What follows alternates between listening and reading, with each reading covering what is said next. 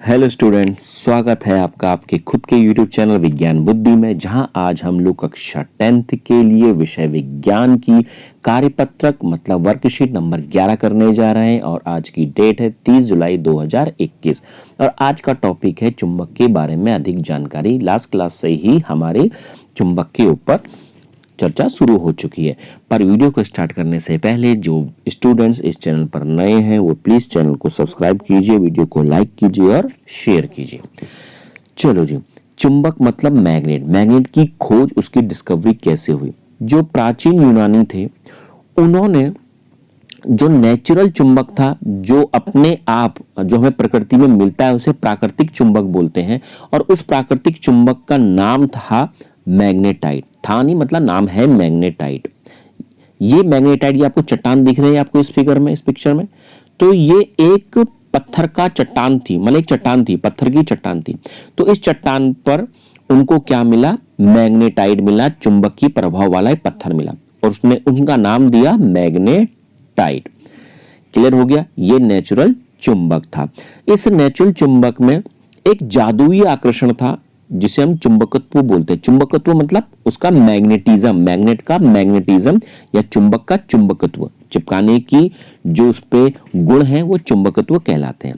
और चुंबकीय क्षेत्र को देखा भी नहीं जा सकता, लेकिन इसके प्रभाव को महसूस किया जा सकता है। ये तो जाहिर सी बात है भैया, अगर हमारे पास एक ये चुंबक रखा हुआ है, मैग्नेट रखा हुआ है, तो इसके चारों ओर चुंबक का प्रभाव है, उसको हम देख थोड़ा सकते हैं भाई। इसके पास अगर हम लोहे की कील लेके आए, लोहे की कील को ये चुंबक जल्दी से अपनी ओर खींच लेगा।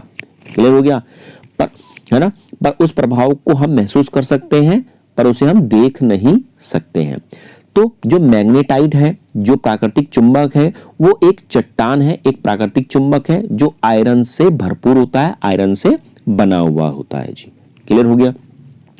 कुछ धातुएं चुंबकीय भी बन सकती हैं। अच्छा, ऐसी धातुएं भी हैं जो क्या बन सकती हैं? चुंबक बन सकती है। लास्ट क्लास में ही बताया था वो कौन कौन सी है। लोहा बन सकता है चुंबक, कोबाल्ट बन सकता है और निकेल बन सकता है। तो हम इनको चुंबक बनाएंगे कैसे? तो सिंपल सा है भैया हमारे तरफ। क्या? अब हमारे पास एक लोहे की शीट है या लोहे की पतली सी पत्ती है। क्लियर हो गया? अब हमारे पास एक दूसरी चीज भी है, हमारे पास एक चुंबक भी है, एक चुंबक का टुकड़ा है।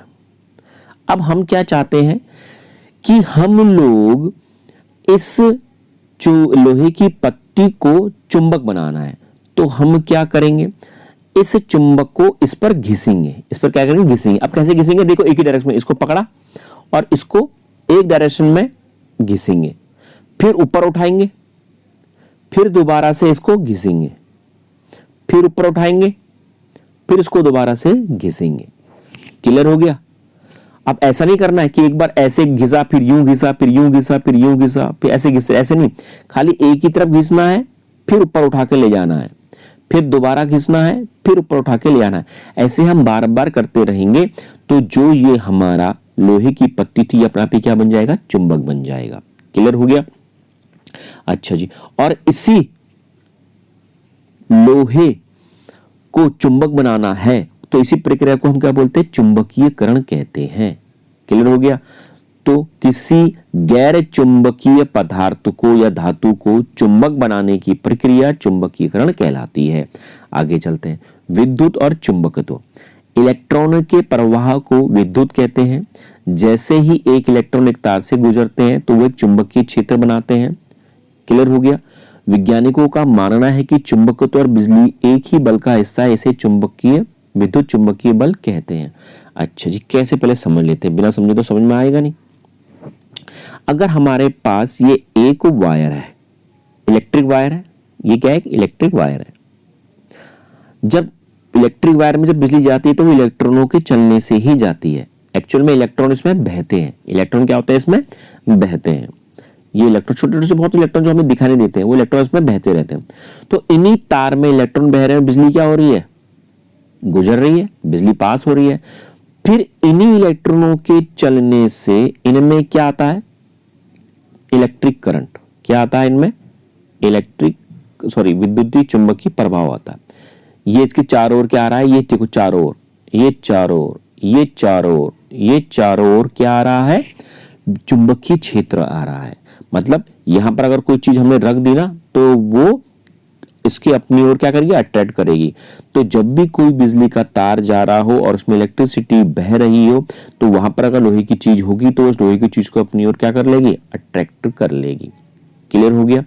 तो इस विद्युत के कारण, विद्युत धारा के बहने से, बिजली के बहने से चुंबक बन रहा है, चुंबकीय क्षेत्र आ रहा है, तो इसी को हमने इसमें क्या बोल दिया, विद्युत चुंबकीय बल बोल दिया। क्लियर हो गया। अच्छा जी, इस विद्युत चुंबक की खोज, मतलब विद्युत से चुंबक बन सकता है, इसकी खोज किसने करी थी, वैज्ञानिक हंस क्रिश्चियन ऑस्टर ने, वो भी 1820 में करी थी। क्लियर हो गया। अच्छा जी, विद्युत से चुंबक बनाना ही आपका क्या कहलाता है, विद्युत चुंबक कहलाता है। अच्छा जी, अब बनेगा कैसे विद्युत चुंबक, अब देखो कैसे बनेगा।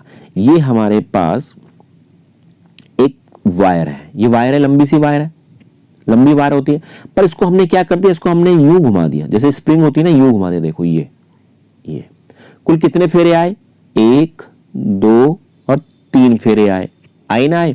अच्छा जी, अब दूसरे में देखो, 1 2 3 4 5 6 फेरे आ गए, 1 2 3 4 5 6। क्लियर हो गया। अब इनमें क्या कर दे, करंट डाल दें, इसको हम बोल देते हैं, पहले इंक जरा चेंज कर दें, इसको बोल दें हम ए, इसको हम बोलते हैं बी। अच्छा, जो ये फेरे आए ना बच्चों, इन फेरों को हम क्या बोलते हैं, कुंडली बोलते हैं। इन फेरों को हम क्या बोलते हैं, कुंडली। ये भी याद रखो आप, इन फेरों को क्या बोला जाता है, कुंडली। अच्छा जी, अब इनमें इलेक्ट्रिसिटी बहानी है, ये करंट बह रहा है भैया, भाई यहां से तार लगाएंगे करंट बहेगा, तार लगाएंगे करंट बहेगा इनमें। अच्छा जी, अब जितने ज्यादा फेरे होंगे, अच्छा जैसे हमने इसमें बिजली भगाई तार में, तो इनमें से क्या बनेगा, चुंबक बनना स्टार्ट हो जाएगा, तो विद्युत चुंबकीय बन गया। अच्छा, अब विद्युत चुंबकीय ताकत, ताकत कहने का मतलब क्या होता है भाई, अगर मेरे पास एक चुंबक है इस साइज का और एक चुंबक है इस साइज का, पावर किसकी ज्यादा होगी, ए चुंबक की या बी चुंबक की, जाहिर सी बात है बी चुंबक की पावर ज्यादा होगी, क्योंकि वो क्या है, बड़ा है। तो जब वो बड़ा है तो उसकी पावर भी क्या है, बड़ी है, वो बहुत जल्दी से और बहुत ज्यादा दूर तक चीजों को अट्रैक्ट कर सकता है। पर जो ए वाला चुंबक है, इसका साइज छोटा है, तो ये चीजों को जल्दी से अट्रैक्ट नहीं कर पाएगा, ये अपनी ओर खींच नहीं पाएगा। तो इसी तरीके से जो विद्युत चुंबक बन रहा है, तार से जो विद्युत चुंबक बन रहा है, उसकी भी ताकत को बढ़ा सकते हैं। ताकत मतलब शक्ति को बढ़ा सकते हैं। तो कैसे बढ़ा सकते हैं, कि पहले तो जो ये फेरे हैं, जो कुंडली है 1 2 3, इस वाले में कितने फेरे हैं, केवल 3 फेरे हैं, पर इसमें कितने फेरे हैं, इसमें 6 फेरे हैं। तो 6 फेरे वालों में चुंबक की पावर ज्यादा होगी और 3 वालों फेरों में चुंबक की पावर कम होगी। फेरों को हम कुंडली बोलेंगे। तो इसमें 3 कुंडली है, इनमें 6 कुंडली है। 6 कुंडली वालों में ज्यादा ताकत और 3 कुंडली वालों में कम ताकत। अच्छा, इसके अलावा क्या हो सकता है, जैसे हमारे पास अब क्या हुआ कि हमारे पास, मैं जरा सा इंक चेंज करता हूं बच्चों ये इंक लेता हूं, 1 2 3, इसमें भी 3 फेरे हैं, और दूसरा लेते हैं हम 1 2 3, इसमें भी 3 फेरे हैं। इन दोनों में क्या है, 3 फेरे हैं। तो इन दोनों की ताकत क्या होगी, सेम होगी, होगी नहीं होगी। पर इन दोनों में भी ताकत हम अलग अलग कर सकते हैं। कैसे अलग कर सकते हैं, इस वाले में मैंने विद्युत धारा का मान बढ़ा दिया और इस वाले पोर्शन में मैंने विद्युत धारा का मान क्या कर दिया, कम कर दिया। क्या कर दिया हमने, कम कर दिया। अच्छा जी, लिख लेते हैं जरा सा, इसमें कम विद्युत धारा डाली और इस वाले पोर्शन में क्या डाली, ज्यादा विद्युत धारा डाली। देखो कुंडलियां दोनों में सेम है, 1 2 3 1 2 3, 3 फेरे इसमें भी हैं और 3 फेरे इस वाले में भी है। पर यहाँ पर विद्युत धारा ज्यादा डाली, इसमें विद्युत धारा कम डाली। तो ताकत किसमें ज्यादा आएगी चुंबक बनने की, इस वाले पोर्शन में ताकत ज्यादा आएगी और इस वाले पोर्शन में ताकत कम आएगी। तो कहने का क्या मतलब है, या तो नंबर ऑफ कुंडलियां, नंबर ऑफ फेरों की संख्या ज्यादा हो तो चुंबकीय प्रभाव बढ़ जाएगा, या फिर विद्युत धारा का मान ज्यादा हो, बिजली डालने की ज्यादा मान हो, तब भी क्या होगा, विद्युत चुंबक की पावर बढ़ जाएगी। तो आज का टॉपिक हमारा यहीं पर खत्म हुआ और बहुत ही अच्छा था।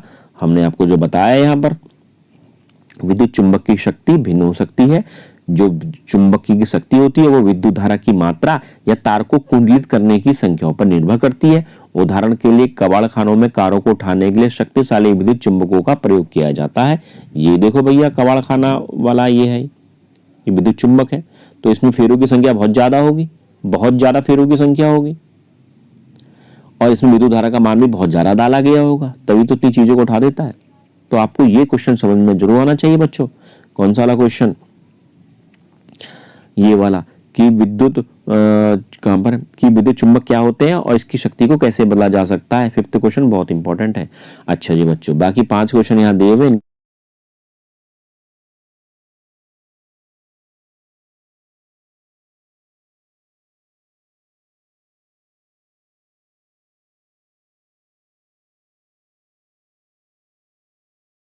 इनके आंसर मैंने यहाँ लिख रखे हैं और आप इनको सॉल्व करो। डियर स्टूडेंट्स, ख्याल रखना अपना।